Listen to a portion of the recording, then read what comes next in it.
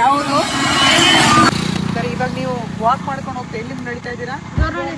ದೋರಳ್ಳಿ. ಅಲ್ಲಿಂದ ಎಷ್ಟು kilometre ನಡೆದಿರ already? ಒಮ್ಮೆ ಸಿಗುತ್ತೆ. ನಿಮ್ಮೂರಿಗೆ ಬಸ್ ಇಲ್ವಾ? ಕರೆಕ್ಟಾಗಿ ದೇವನಹಳ್ಳಿಗೆ ಎಷ್ಟು ಕಿಲೋಮೀಟರ್ ಆಗುತ್ತೆ? 7 ಕಿಲೋಮೀಟರ್. 7 ಕಿಲೋಮೀಟರ್ ನಡ್ಕೊಂಡ್ ಬಂದಿದ್ದೀರಾ? ಹೋಗ್ತಾ ಇದ್ವಿ. ಶಾಪುರ್ ಹೋಗ್ಬೇಕಾದ್ರೆ ನಾವು ಈ ಮಕ್ಕಳು ನೋಡಿದ್ವಿ, ಯಾಕೆ ಇವ್ರು ನಡ್ಕೊಂಡು ಹೋಗ್ತಾ ಇದಾರೆ, ನಾವಿನ್ನು ಇಲ್ಲೇ ಮನೆ ಇರ್ಬೋದು ಅಂತೇಳಿ ನಾವು ಸುಮ್ಮನೆ ಮೂವ್ ಆದ್ವಿ. ಹಂಗೆ 7 kilometre Daranahalli to Benahalli 7 kilometre. Yadgiri district Shahapur ತಾಲೂಕಲ್ಲಿ ಬರುತ್ತೆ ಈ ಹಳ್ಳಿ.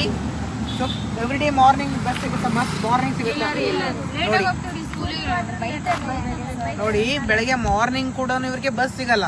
ಅಂಡ್ ಈವ್ನಿಂಗ್ ಈ ತರ ಕತ್ಲ ಟೈಮಲ್ಲಿ, ಟೈಮ್ ಇವಾಗ 6 ಆಗಿದೆ, ಆಲ್ರೆಡಿ ಕತ್ಲ ಆಗ್ತದೆ ಈ ಕಡೆ. ಅವ್ರ ಮನೆಗೆ ಹೋಗೋಷ್ಟು ಎಷ್ಟು ಗಂಟೆ ಆಗುತ್ತೆ? ನಿಮ್ಮ ಮನೆಗೆ 7:30 ಆಗುತ್ತೆ. ಎಲ್ಲ ಗೌರ್ಮೆಂಟ್ ಸ್ಕೂಲ್ ಮಕ್ಕಳು, ಕರೆಕ್ಟಾ?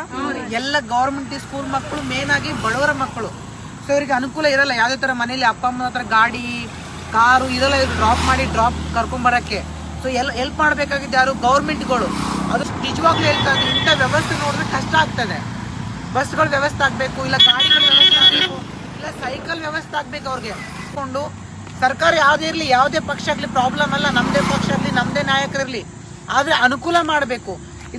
ಇದು ಸರಿನಾ? ಇದು ನಿಜವಾಗ್ಲೂ ನಾವು ಕರ್ನಾಟಕದಲ್ಲಿ ಇದೀವ, ನಾವು ಕಲ್ಯಾಣ ಕರ್ನಾಟಕದಲ್ಲಿ ಇದೀವಿ ಅಂತ ನಾವು 100 ಸಲ ಯೋಚನೆ ಮಾಡ್ಬೇಕಾಗುತ್ತೆ. ಹೆಣ್ಣು ಮಕ್ಕಳಿಂದ ರಾತ್ರಿ ಸಮಯದಲ್ಲಿ ನಡ್ಕೊಂಡು ಹೋಗೋದು ಇದು ಸೇಫ್ಟಿನಾ? ಇದು ಎಲ್ಲರ ಗಮನಕ್ಕೂ ಬರಬೇಕು.